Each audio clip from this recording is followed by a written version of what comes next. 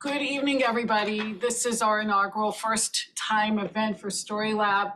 My name is Shari Ross-Altrek. I'm the faculty advisor for this amazing club. And so whether you're here in person or in Zoom, welcome. And we're so excited to be here, especially because we have this amazing speaker who knows everything, I think, about storytelling.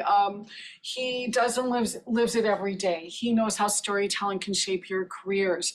And so Israel is a storyteller through and through, and I promise not to be super long, Israel, because he's very, very humble.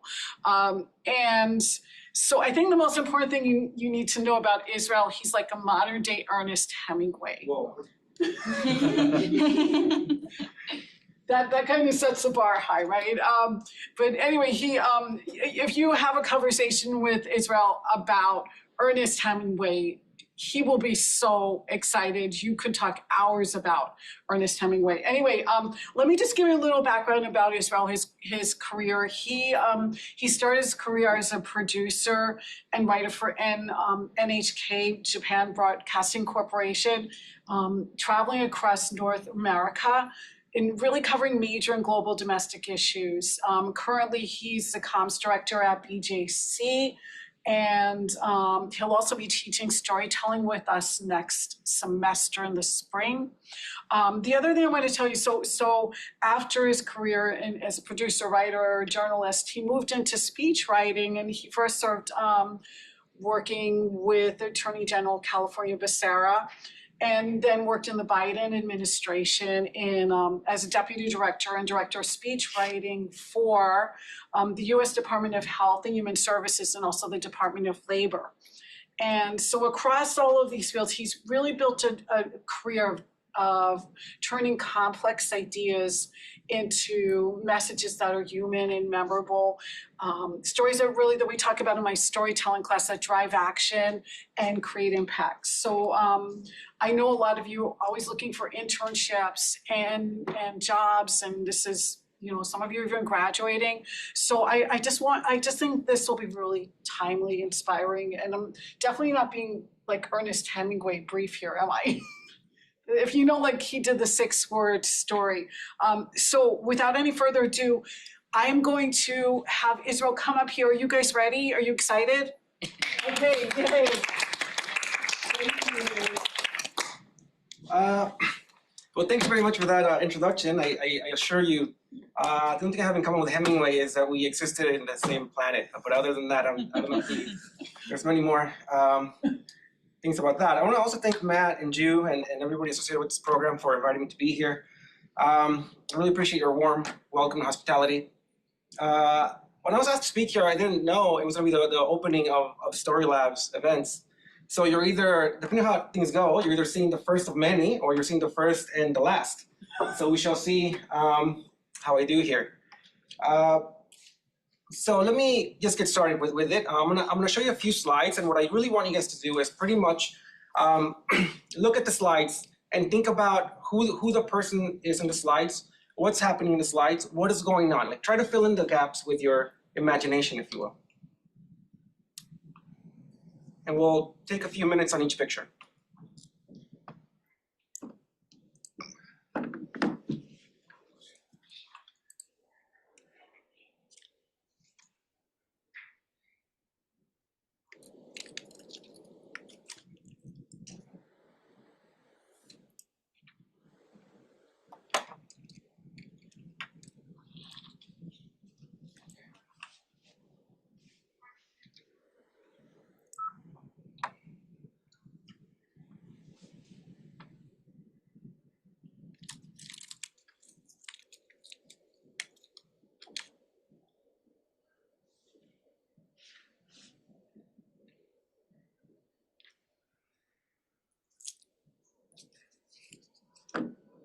As you look at these pictures, just keep in mind, what's the background? Who are they? What's happening?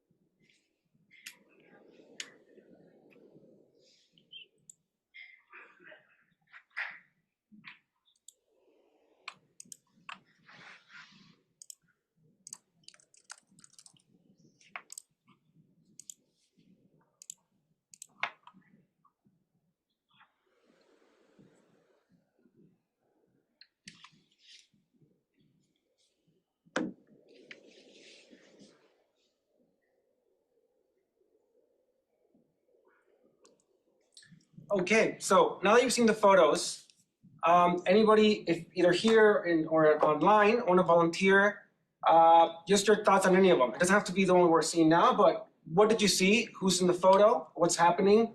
Anybody want to volunteer? Anybody from here? I just want to talk about this. Yeah, this one. I think this should be an old man and whose hometown is a village, and this village was destroyed. And on this kind of this planet, a lot of factories were built. And when he get back to his hometown, nothing familiar can be found. It's a tragedy, I think. Anyone else? I thought about the Great Depression around the 1920s, 1930s, and I didn't really realize how American thought that was. But I saw his silhouette looked like he had a cap on, which made me think that it wasn't present day. Anybody else want to speak on any of the other photos? I think we had one online. Chloe? Yeah. Hey, can you hear me? Yeah. Hey, that first one, I guessed, and then I cheated because I was like, I think it's Babe Ruth, and then I Googled was Babe Ruth #3, and he is. So, my guess is, I don't know if they did the national anthem back then, but it feels like that, or maybe there was some somber moment. But it's a beautiful image. All right, right on. One last one, either online or in person.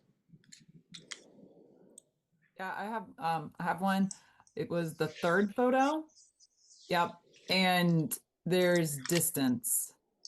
And it's a war scene or, military something, but you just look at the eyes of the woman and there's just a lot of distance there.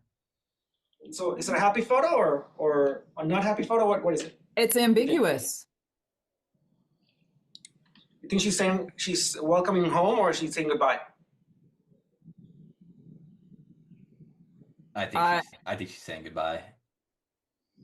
Yeah. Oh, okay. I interpreted it as there's she's thinking she could be welcoming home and then there's just distance in this relationship and that she's looking off.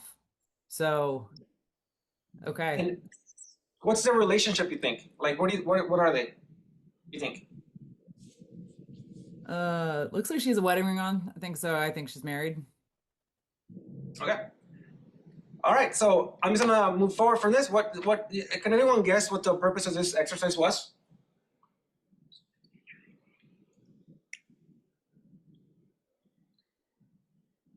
Well, I will tell you. The purpose of this exercise is because you just saw a photo, which on its surface is just a photo of two people embracing.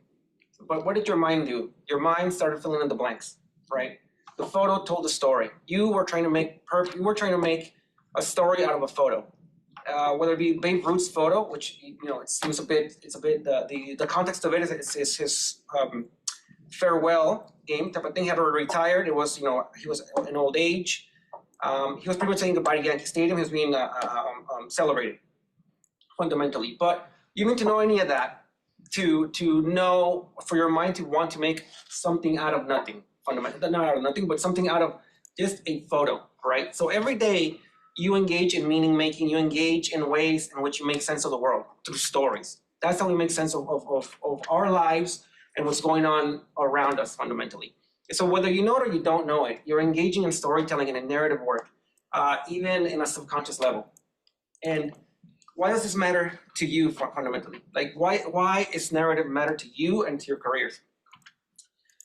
It matters because you right now, by your very presence here, by attending Johns Hopkins University, by choosing to come to this event, are engaging in narrative. You are creating narrative. There is a reason why you are here. Something that led you here tonight, perhaps something that led you to study what you're studying, something that led you to intern where you're interning. There is a reason that you're here, fundamentally. So what I want you to do now is I want you to think of your career, your nascent career, whether it's academic, whatever. Think of your career, and in the piece of paper or just in your mind, think about what led you here, and what led you here, and what are the reasons? What's motivating to be here? What motivates you tomorrow to do well in school or to look for the job you're looking for? What is your inciting incident? What story are you telling? What fundamentally led you here tonight? these are some of the questions that will be incorporated as you move along in your careers. Questions that you could incorporate in your CV, that you can incorporate in your cover letters, in your interviews. These are things that you can incorporate in everyday life. On dates, you can incorporate them if you so choose to. So just take a moment to just think about that. Now, I assure you that Shari's introduction to me was far too kind, but I will give you just a really quick briefer on how I ended up here tonight, or why I ended up here tonight.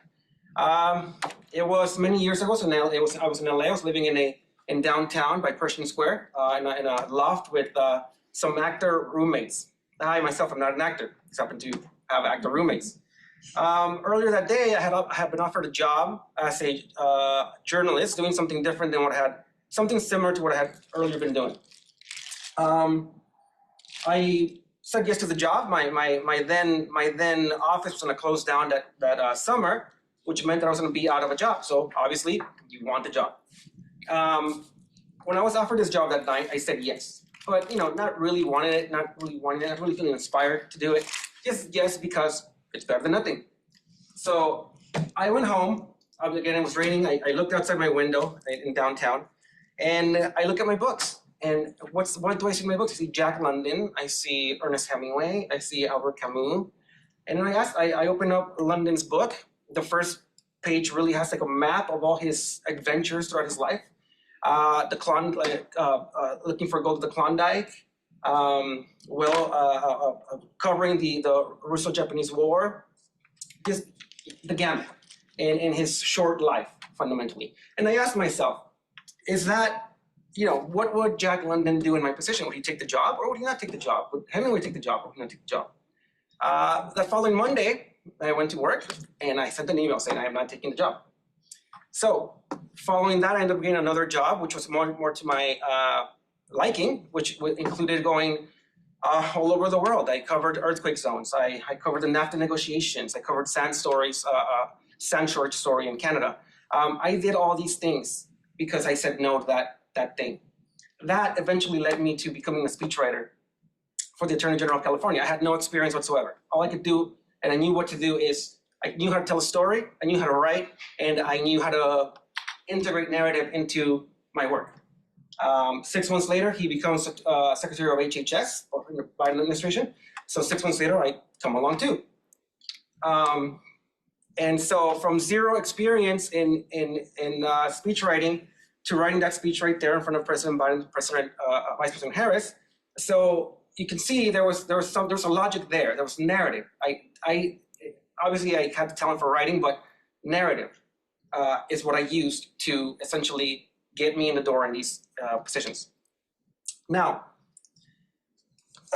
when I talk about narrative, the reason I mentioned this, and I mentioned this arc, or I gave you the narrative arc of my career, is because I want to show you how you yourselves are have your own narrative arc. You yourselves are the characters of your own story. And if you think about it in those terms, you're going to be able to better tell your story to other people, because your story is singular. There is no one other like you. There is different motivations to you. There are different things that happen in your life that make you the person that you are. And that's what differentiates you from other people in the job market, or when you're going to apply for graduate school, or whatever the case may be, or doing interviews, right? That's the main thing. So what I just did right now, I gave you, presented myself as a character in the larger story. I painted the scene, LA in the rain. I then identified an inciting incident, a job offer. I presented the conflict, the choice, the existential choice, take it or not take it, right? And I offered a resolution, which is the career trajectory. But fundamentally, if you look at it also, one of the benefits of looking at your career or your life as a narrative is that when things go wrong, you can pull yourself out, because it's only a part of the story. It's only a setback to the grander part of your story. You can make it out. That's fundamentally it. You are writing your story. So whether you get a job, let's say you graduate college and you get a job that's maybe not the one you wanted, or perhaps you get a job because you need to get the job, that doesn't mean anything. It just means you're just writing a chapter for the next part of the story. Now, let me caveat this. Narrative does not supersede competence. Narrative alone does not give you the job. If you're going to apply to be an airline pilot, fly a plane, you better know how to fly the plane. You better know how to fly the plane before I get on, right? So if you're gonna, be an engineer for Google to work on the next best technological thing, you kind of have to know what the heck you're doing, right? All narrative does is it differentiates you. That's all it does. It just gives you a reason. It allows people to understand what you bring to the table and what you mean to the organization. That's all. It's a differentiator. And then depending on the industry, depending on the job, it's a really big differentiator. In my case, it's a big differentiator because I was in narrative spaces and creative spaces where you needed to be able to tell a story. So now we got that out of the way. Let's also make a really quick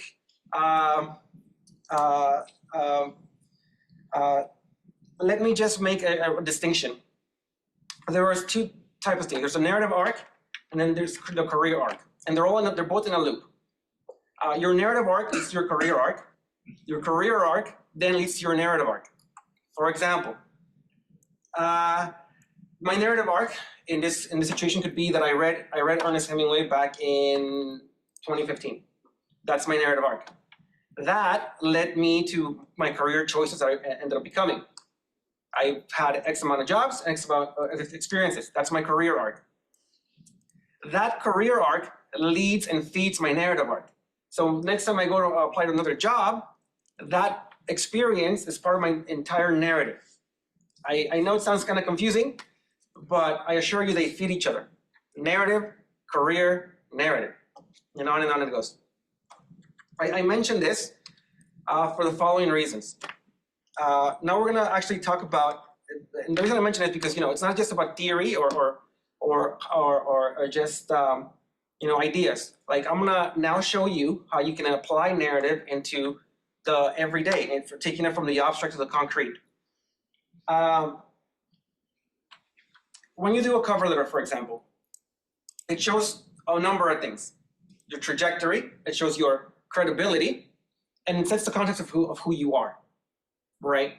Now, when you're doing the cover letter, most people will probably say, most people start their cover letters pretty similar, essentially. I'm applying, dear XXX, I am with the X amount of years in XXX, I'm applying to the position of XXX because I believe I can XXX. That's pretty much, I assure you, you've either written something like that or you've read something like that, because I know I have. I've read something like, I've written and I've read something like that, right? That doesn't really say anything. You're gonna get a bunch of people saying the same things over and over and over again. This is where narrative comes in. And when you do this, let's say you're doing the cover letter, you're starting with the opening sentence, right? Think like Camus, think narratively. What did Camus say in The Stranger? Aujourd'hui, maman est morte, peut-être rien, je ne sais pas. Today, mother died today. Mother died today, or maybe yesterday, I don't know.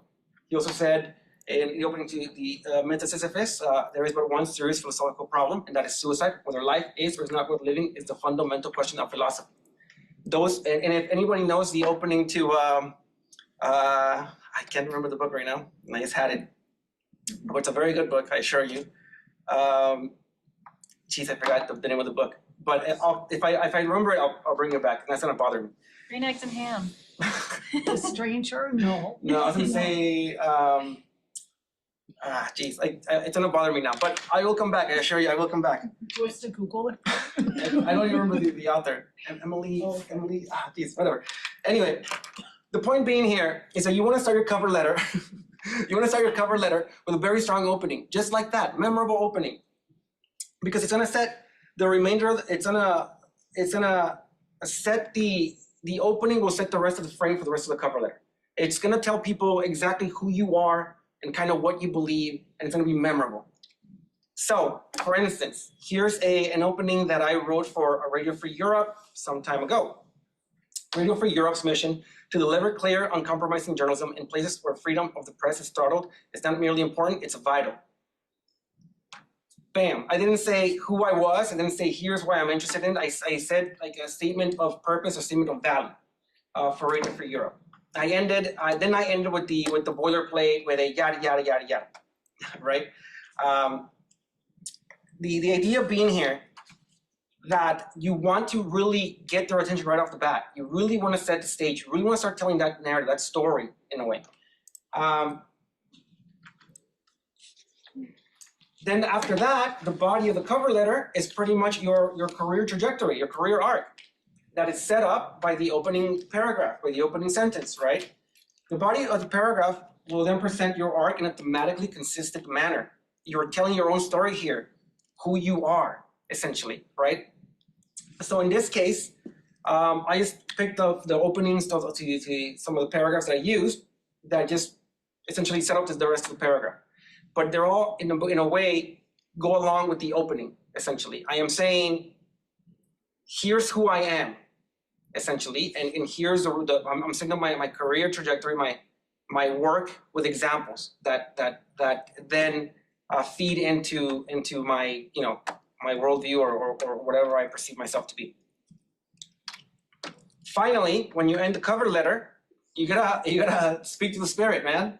What does this matter to you? Like, why does it matter? Why does the work matter? Why does it matter to you? Why are you in it, right? In this case, journalism is my first love. I hadn't done it forever, but it was my first love, and that's like my way of saying like, hey, you're a journalist, you know what it's like, right? In a way. And again, I have to caveat this. This just depends how you go about this. Depends on the career, on the industry. It depends on the job that you're going for. In this case, I hadn't done journalism in like maybe 5 or 6 years. I ended up going to like the very last round of interviews. I didn't get the job, but the fact that I even got to the very last round of interviews set up the cover letter did something right. The cover letter is meant to get you into the job, into the interview, right? And you can only do that if you differentiate yourself. You're gonna get hundreds and hundreds of cover letters, but there's only one of you, right? And that's what makes you different, fundamentally, you. And so you have to just be you and your thing and your cover letter. Now, let's talk about the job interview. Now, let's say you wrote a killer cover letter and you get the job interview. Then they're going to ask you a bunch of questions, right? Usually they're the same ones over and over again. Tell us about yourself. What made you apply to this position? Walk me through your resume. Yada, yada. What they're really asking you is, tell us a story. That's what they're really asking you. These are what these questions are really getting at, fundamentally. So when you tell someone about yourself, most people are going to say, well, I spent X amount of years at Johns Hopkins University where I studied this, and that. After that, I graduated and I went to work for this place and this place and this place, doing this and that. You're going to give them a chronological order. That's going to happen. But it doesn't tell them a story. That's not a story. That's just a list of things that you did. You have to start the job interview the same way you start the cover letter, like something about you, something that says something about why you're there and what makes you be there. Here's an example. One day I was walking down the street in Los Angeles, walking to a local bookstore, went into the fiction section and grabbed a Mobile Feast by Hemingway. And I love to like read his stories. I love to start writing, and that's why I'm here, because I think I could be the best speaker for the Attorney General of California, right? That type of thing. That's memorable. They'll remember that. If you apply, or let's make believe you're applying to another job, right? My road, let's make believe Johns Hopkins. If I were to interview for Johns Hopkins, they ask me, oh yeah, so tell us about yourself. I'd be like, yeah, my road, I think my road has been paved with 4 names: Hemingway, Camus, Friedman, and Sartre. What do you think that's gonna say to people? It's gonna say something to them about myself. It's gonna be a unique opener, and it says more with just that line than anything else I could say. I don't have to say that I read Sartre or that I read Friedman or that I'm these are my interests. It says a lot more than I could say if I said, oh well, I did this, and I did that, and I did this and that. You could get into that at some point, but you want to open it in a way that it just brings them into your life, and it gives them an idea of who you are, into your story. Finally, let's make believe you're going for a creative field. Let's make a writer of some sort, whatever. Why did you decide to apply this position? Well, I once read that Camus once wrote, "To create is to live twice," and I got hooked on it, and I've been creating ever since. And now I feel that by joining your organization, I can live multiple times or something like that, or whatever. The point being is that you're going to answer the question. You're going to answer the question in a way that is, one, authentic to you, and two, a way that differentiates you from everybody else, because everybody else will be giving them the chronological order. You are not a shopping list. You're a human being. Now, actually, let me just to go back really quickly. I had when you think about this, you have to like dig deep into yourself fundamentally, because you might say, well, I don't really know what I am or what I bring to the table. But I'll give you an example. Last fall, after Kamala Harris lost, I was helping a lot of my colleagues with their job hunt stuff, with job interviews, with cover letters, that type of stuff. I had a former colleague who I was helping with her cover letter and with the interview prep. She was applying to a position in a civil rights organization. She was a lawyer, and she her CV had shown a real deep care for civil rights. She had worked in a variety of civil rights organizations. When I read her CV, when I read her cover letter, when I asked her the question, like, why are you applying for this position? She gave me the standard answer that I just gave you guys, right? Here's right there. And I said, but why are you, honestly, why did you get into this? Like, why are you applying to this position? Why? And then I kind of nudged her along, and she finally said, well, I'm my mother's daughter. My mother taught me from a young age that blah, blah, blah, whatever she said, right? And I said, that's it. That's your thing right there. You're your mother's daughter. You care about this job, this position in your career, because your mother instilled in you from the very beginning the importance of civil rights to your community. Like, it matters to you. This isn't just a job. Your career has shown to me from your CV that to you, it's a way of making meaning. You are creating a narrative of your life, essentially. So the narrative begins in that moment of the eureka moment, if you will. In this situation, it was her with her mother, fundamentally. In my situation, it could be me reading Hemingway. In any of your situations, it could be whatever it could be, right? But everybody has a moment like that. Like, there's a reason you're here again. There's a reason you're studying, that there's a career in your mind, I bet, that you want to be into, or a place that you want to live, right? It didn't come out of nowhere. It came out of somewhere. You got to find it. Where did it come from? And obviously, you might change the story depending on the job that you're going for, or the profession. So I'm not saying use the same one for everything, but look inside your own self and find that. What is it? Now, to steal a line from Hemingway again, this is the iceberg theory. Have anybody heard of the iceberg theory by any chance? Can anyone care to explain the iceberg theory? I want to give them a second. Can you see if you can pull up? Yeah. I've heard it in terms of you only see a little bit above the water line, and there's so much depth below. Like, that's how we've used it in.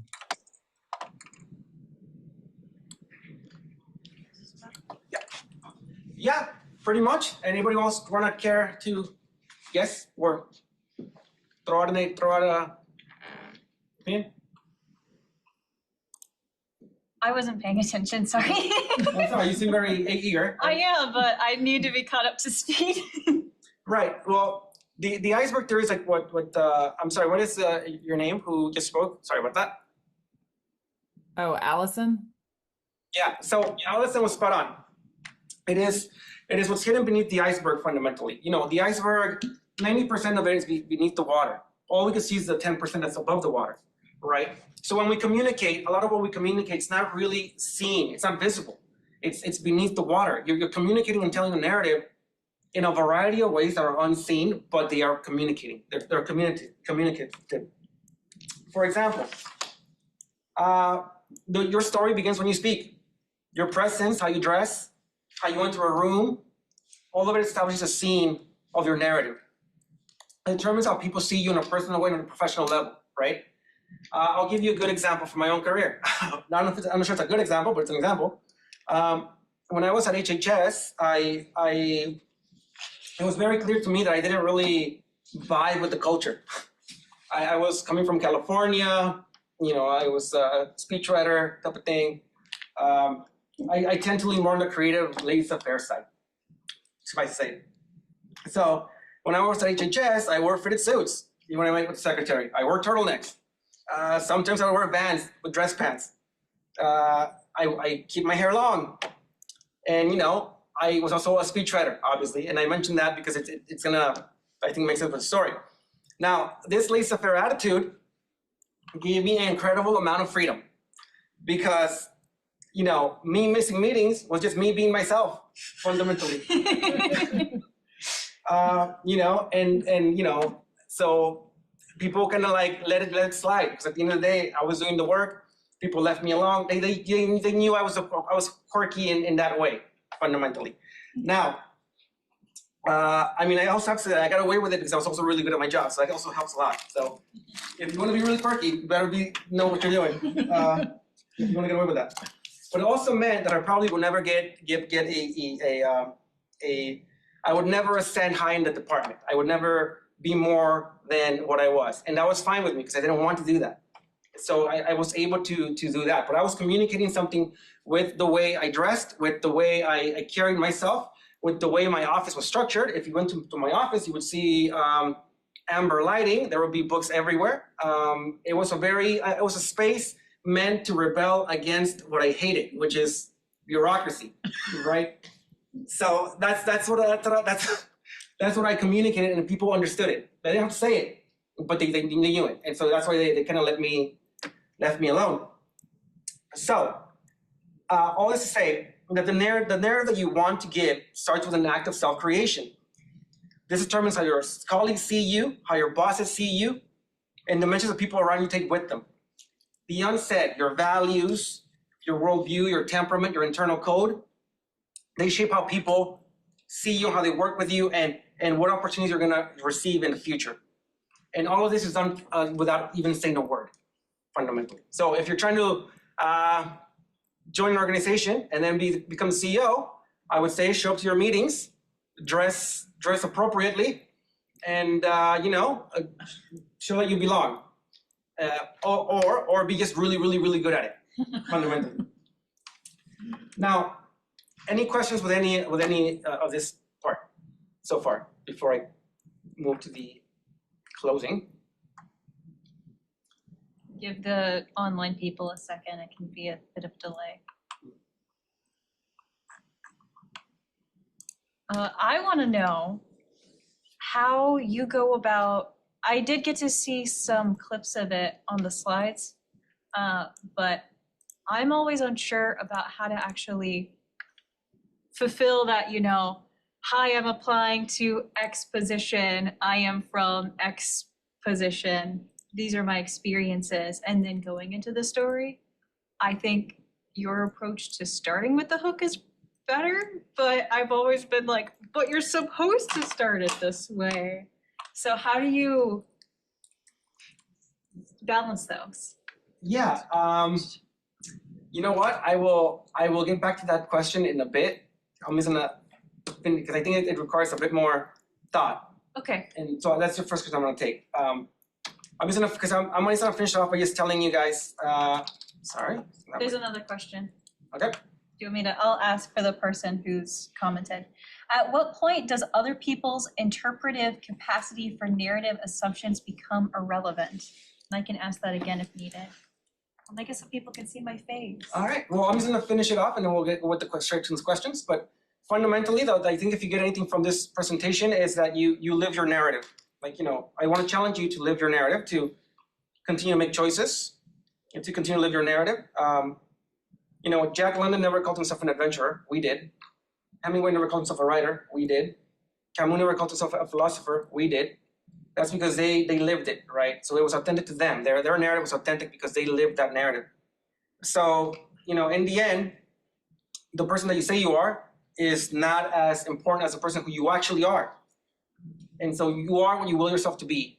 And so if you want to give a really good narrative, then you have to kind of live the narrative first. You have to will yourself to do it. And that's the way you create it on the page, and that's the way you create it with everybody else. So choose accordingly. And with that, now we'll go with the questions. Okay, we'll start with... We'll start with yours. Can you repeat your question? Okay, I can ask mine, but other people have good questions too. I wanted to ask regarding things like cover letters.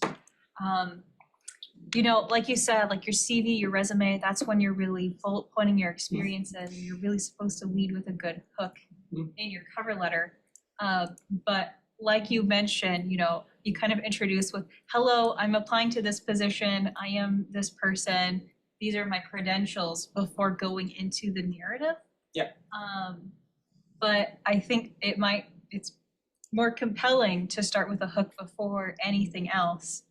But I'm a little bit nervous at the prospect of somebody opening my cover letter and then going, well, I don't know who this is, you know, and throwing it out. That's a very valid point. I think in general, and it's not going to be a very good answer to your question, but in general, it's the risk that you're taking.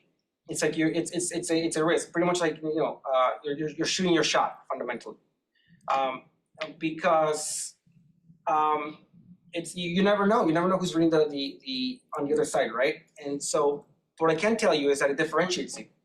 In a sea of people who will start the same way that you mentioned, yours is different.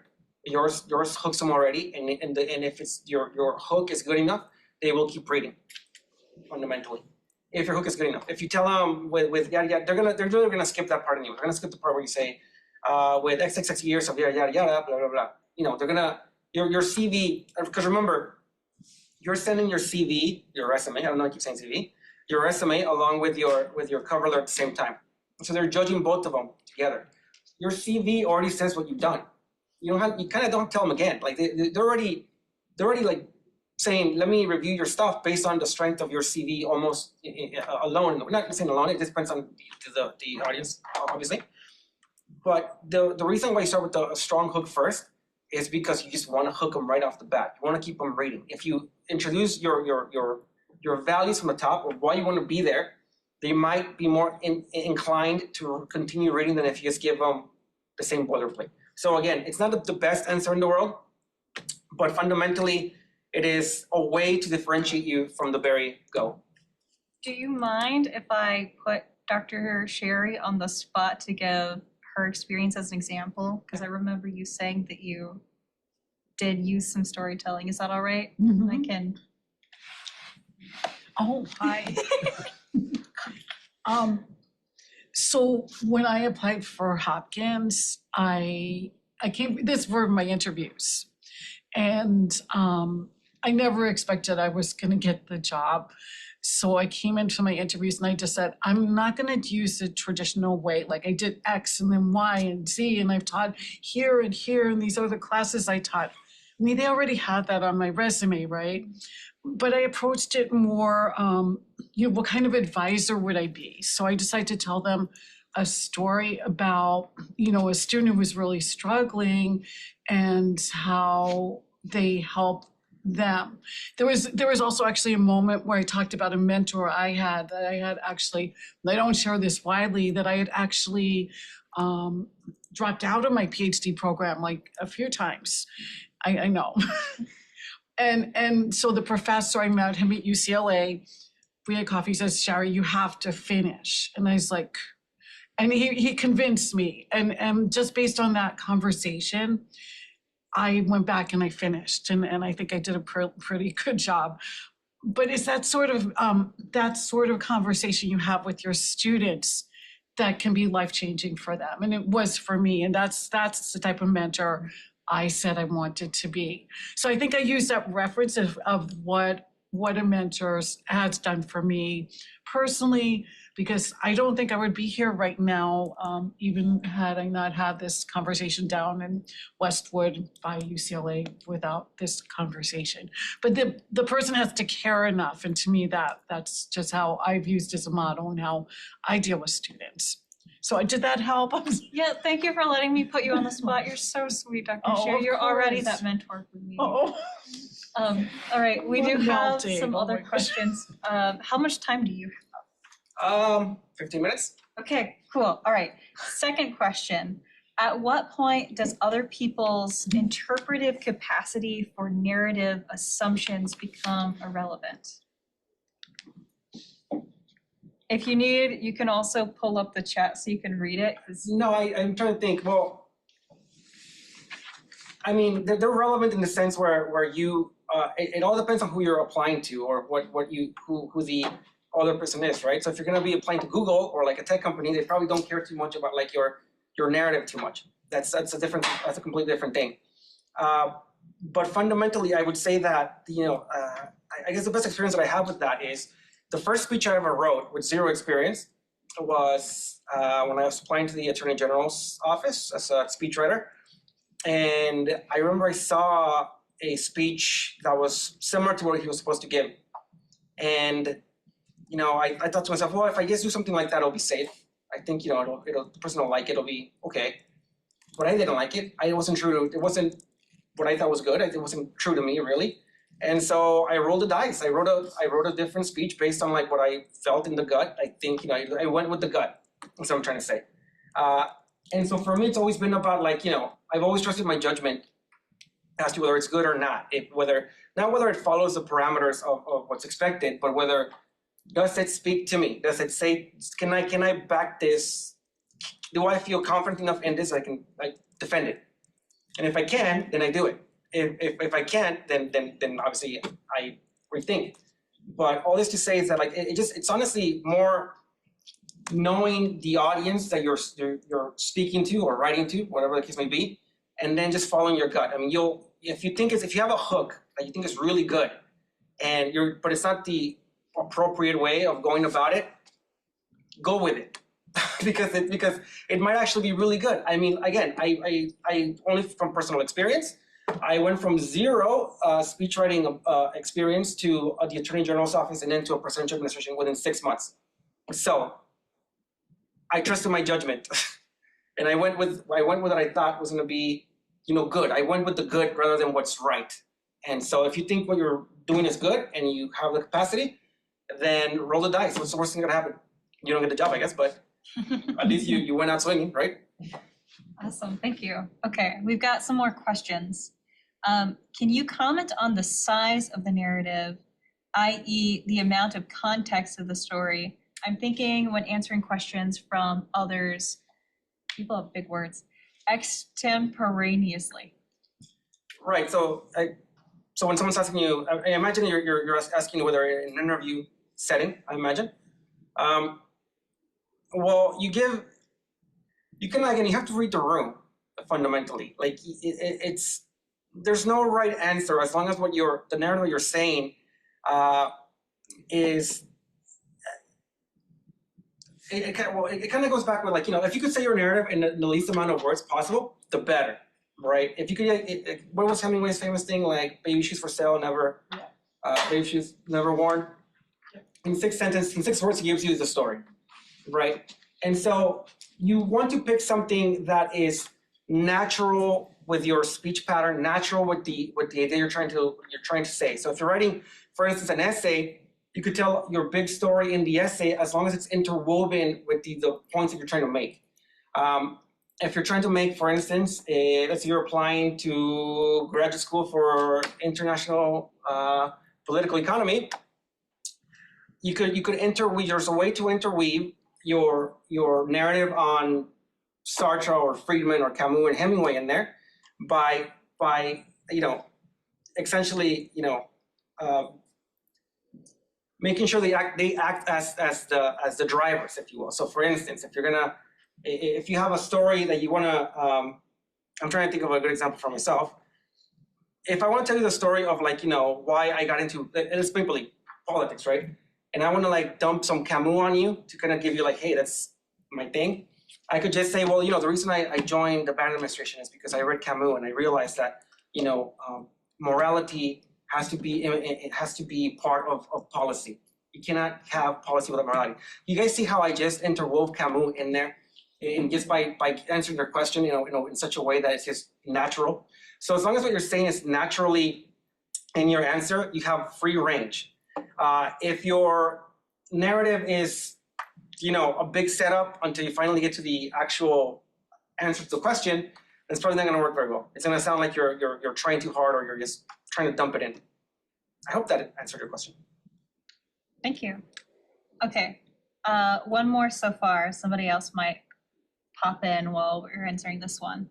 All right, Thank you for this insightful presentation. One of the things I've learned as an environmental journalist is that the cover letter is a great opportunity to showcase your science writing skills. But even for those in the audience today who aren't writers for this career, what are some tips that you can give us from speech writing to make our presentation stories come to life on the cover letter page? Do you recommend sensory details, literary language like simile or metaphor, humor, or anything else? I recommend, so it's and what I should have mentioned earlier is that the cover letter is a persuasive, article. You're persuading them to hire you. And a speech, I will give you the speech writing tricks right now that have to be in the cover letter at some level, at some form, in some way, shape, or form. Fundamentally, you have to do a problem. What is the hook, the attention grabber, right? That I mentioned. So you have to have the attention grabber to begin with. The second part is what is the problem that your presence will solve. If you are going into the environmental field, for instance, literally in your first paragraph, you could say, something to the effect of, the architects, I am applying to this position because I see with my own eyes the way the ocean is being polluted by big conglomerate corporations. And I feel that my experience and yada, yada will make me a useful yada, yada, yada, yada, whatever. You already told them the problem. What is the problem? And you already gave them the hook. All in one line, one paragraph. Then after that, when you go into your experience, that is a solution. You're telling them, I am the solution to your problem. I will help in this situation. It's all speech writing, by the way. Once you do the body, and it's you're doing the solution to the problem, the next part you're doing is the visualization. Every story that you tell, when you're trying to motivate someone to do something, in this case hire you, has to be a positive story. So if they hire you, what's going to happen, right? Well, if I were so lucky to get this job and be able to work for Greenpeace, let's say, I would be helping you in making sure that the Arctic zone is free of blah, blah, blah, blah. So with me, this will happen. If you hire me, these good things will happen, whether it be grandiose things or something simple as, making sure that the trains run on time. And finally, you give them a call to action. Call to action is so I thank you for taking time to consider me in this position. And let's save the world together. That's the call to action. That is speech writing imbued into a cover letter. Just to go really fast, opening hook, the problem, the solution, the visualization, what's good things gonna happen if you hire me, and the call to action. Here's what's gonna happen. Let's do it, type of thing. Let's rock and roll, type of stuff. I hope that answered your question. All right, we don't have anybody else who's commented, but if you have additional time, I could piggyback off of that one. Yeah, of course. All right, give me a second to reread this and hopefully I can remember what I meant to ask.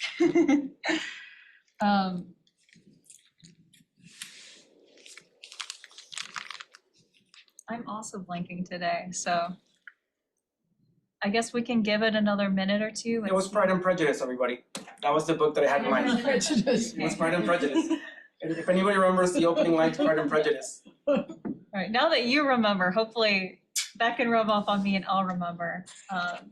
Does anybody else have questions? I know. Yeah, I'll ask one more. So this is more futuristically thinking, right? We're at this point in time where AI has become a real thing, right? It's everywhere. It's not going anywhere, and the workplaces are starting to integrate it more. How do you see the role of storytelling evolving in the workplace, both from an application standpoint and as well as maybe petitioning for yourself for a raise or a promotion? Yeah, well, I think in general, I personally, as a comms director, I've seen what AI can do and cannot do. When I could tell right away if it's AI or not. I mean, if it sounds like robotic and soulless, it's probably AI. But fundamentally, what keeps you ahead of the game or keep you ahead of the curve is if you're able to synthesize information. AI can replicate but it can't synthesize. It can't put Sartre and Friedman together in an essay, for example. It won't think about it that way.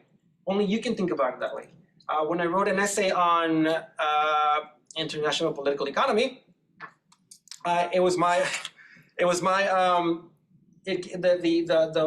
using Hemingway, Sartre, Friedman, and Camus came from me. That was my synthesis of using economics, diplomacy, international relations, and politics all wound up together. Like it was my way of saying, you know, Hemingway taught me to love international relations through his writing.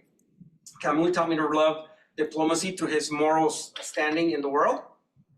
Friedman taught me to understand the free market, and Sartre taught me to understand human freedom, right? So can AI do that? Only if you prompt it to, but can it do it really well? Probably not.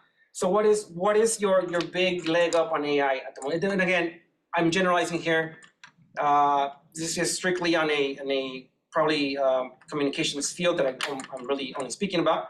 But fundamentally, the fact that you're able to think and you're able to learn and you're able to create something out of nothing, that is your big leg up. AI at this point in time still requires you to be the brain and it to synthesize, if you will. I'll give you the best example. I know of some people who use AI, and when I read their work, I know it's not from them. Fundamentally, how do I know this? Because I'm a writer. I can tell you exactly what's good and what's not good just by reading it. And if you know how to write, you can use AI exquisitely well because you know what's wrong, what's not, you know what's good and what's not. You can fix it. You are its editor, if you will. But if you don't know how to write, and you use AI or ChatGPT, if you will, then you won't be able to tell why it works or why it doesn't work. You won't be able to tell why a segue or an idea doesn't go together, right? Like you wouldn't be able, if I asked a colleague or just a person, anyone, to make the connection between Sartre and Friedman, between economic freedom and human freedom, I don't think he or she would be able to do that. They don't have the capacity or the knowledge base to be able to connect those two distinct ideas. One's philosophy, one's economics, right? I could ask AI to do it. AI would probably do it. But if I asked this person to explain it or to fix it, he wouldn't be able to know. He wouldn't have that base of knowledge on existentialism or on free market economics to really get in deep, right? And so what you have at your disposal is depth. You have depth. AI right now is shallow. Now, I'm not saying it's going to stay this way forever, but as long as your work has depth to it and it's more meaningful, you're creating meaning. AI can't at the moment I've seen that I can't do it. So. Thank you for that insightful answer. It looks like somebody else has a question. A bit of a different topic. What's your best advice for how technical teams should use narrative to effectively communicate insights to leadership? Technical teams. Yeah, I'm gonna try to bring it back to at HHS, right? We not know what your technical aspects are. When I was at HHS, and we would be doing a lot of stuff on vaccinations and stuff with Medicare or Medicaid, whatever you call it. A lot of it was very technical in nature. Your job is to translate the technical into the human, fundamentally. What does it mean? What are you talking about, right? In layman's terms, why does it matter? Because if you tell, I'll give you an example with the administration. I think one of the big, and I don't know if it's going to be, whatever. In the administration, one of the big flaws, in my opinion, was that they spoke too technically about stuff. They spoke in numbers and data and all that kind of stuff. It didn't mean anything to most people. What data point you give them or what this technical aspect is, it doesn't matter if people don't understand it. You have to explain it to them in the human way, in the humanistic terms. For example, if you were to say that, if you were to say we saved, through this vaccine, we saved about 3,000 people or whatever. That's okay. That's not too technical, I guess, but it's a number. But if you were to say something effective through this vaccine, we saved the equivalent of 4 schools and blah, blah, blah. that kind of like makes it more human. You could picture it, if you will. So when you're using technical language, and depending on, again, I don't know what in this case, what industry you're referring to, but if you're using technical language, you have to like show the human side effect, if you will. You have to humanize it a little bit. It may be a situation where if you are unable, let's say you fixed, something relating to a software or what have you. What does that software do? Maybe the software allows you to like, I don't know, sign people up for like medical care. Just like that, you just say something effective like, through this fix, now X amount of people are able to access blah, blah, blah. But in general, again, it's hard to like give you a good answer without knowing specifically. But in general, the best way to do it is, layman terms and show them exactly like, what is the fix or what's the meaning of this of what you're writing or communicating. Thank you. We don't have any other comments so far, but I did remember mine. How much time do you have? Okay. Okay, so going back to cover letters, you mentioned, presenting yourself as the problem. Solution? Sorry, presenting yourself as the solution to their problem. I mean, that would catch their attention. But I know that a lot of positions are pretty cookie cutter, right? So I'm wanting to know how you can best distinguish yourself when the problem or role isn't very niche, and also, while keeping in mind that there, in today's day and age, you do want to hit all of those SEO points. So I'm assuming that top line, you do want to have those keywords anyway. Yeah, I mean, again, it's a bit of an art form, not really a science in the cover letter thing. But I'm assuming you're speaking from someone who's like early in their career. Presumably. Right. Yeah, I mean, when you are writing the cover letter and it's obviously you want to hit the main points, right? You'll see in the job description what they're looking for. Sometimes it's not about, I mean, it's easy for me to like nowadays tell you like, oh yeah, do this because like, I built a career and so there's this coherent narrative. You're still right now, and depending on your age, in the process of becoming, you're in the process of doing, right? So what I would hit on is that. I would hit on you are in this, you may not have all these experiences and you may not be able to like do a conglomeration of experiences to like showcase or to build your narrative. But in that case, you build your narrative by like, by being forward looking and future looking, if you will. Like what you've done, how does what you've done demonstrate what you will do? If that makes any sense. Like it's you show capacities and you show ideas, but especially early in your career, it's like, they're hiring for potential almost. They're like, can this person join the team and contribute? And can this person grow in the job? Because if you're younger, you're in your 20s, early graduating college, can you really have as deep of a narrative arc or in this case career arc as someone who's been doing it for X amount of years? Probably not. So your best selling point there is, in my opinion, it's to show that you can grow, that you're showing potential, you're showing growth, you're showing, dare I say, youth. You're showing, you're showing optimism for the thing. That you gotta hit your strengths in this case. If you're a young person, right? Your strengths are youth, optimism, potential for growth. Open to new ideas, right? You're not a made product. You are in the process of becoming. So, like, I would think about it that way. When you go into things like this. You can mold me. Yeah. That's funny.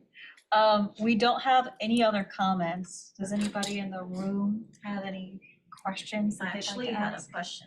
So you also mentioned iceberg theory today, but to me, I think the biggest lesson learned today is that you need to do a lot of thinking beneath the surface for you to create your own narrative or for you to like find answers to your questions. So I was wondering, we're all like living a busy life today, and it's very hard for me, especially like to find time to think and think really deep.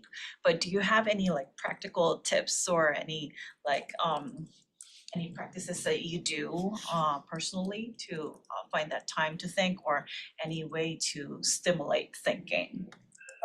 Yeah, I read a lot. So I think reading a lot helps. And I mean, I just engage into the world, honestly. Like I think for me, and I don't know if I'm predisposed to it. I just engage. I tend to engage the world. Like, I enjoy meeting new people, and to me, every one of you is a new short story, if you will. And so, when even if you don't have time to like read or whatever, I'm sure you bump into people from time to time, and it's just like listening to them. Number one, like because they're gonna show you and teach you something. Even just taking 15 minutes to read anything you're interested. I mean, for me, I read, for instance, a lot of philosophy, a lot of literature. And so when I come into problems or I think about, situations or issues, I already have a framework in mind of by which I'm gonna attack it. At work, for instance, a lot of the work that I do, I use a lot of existentialist framework. I don't say it, but it's in there because that is the framework that I know very well. And so if you read and just open your mind to like thinking of new ideas and just be excited to learn new things. I think it's exciting to just learn. I mean, if you travel the world or if anyone likes traveling, reading is pretty close to it. You're just in a different, you learn something new. So I think in general, I would just say make time to engage the world. Like, reading, going out somewhere, like meeting someone else and listening and not, centering them and not yourself for just 15 minutes, you'll learn a lot. All right, with that said, thank you all very much.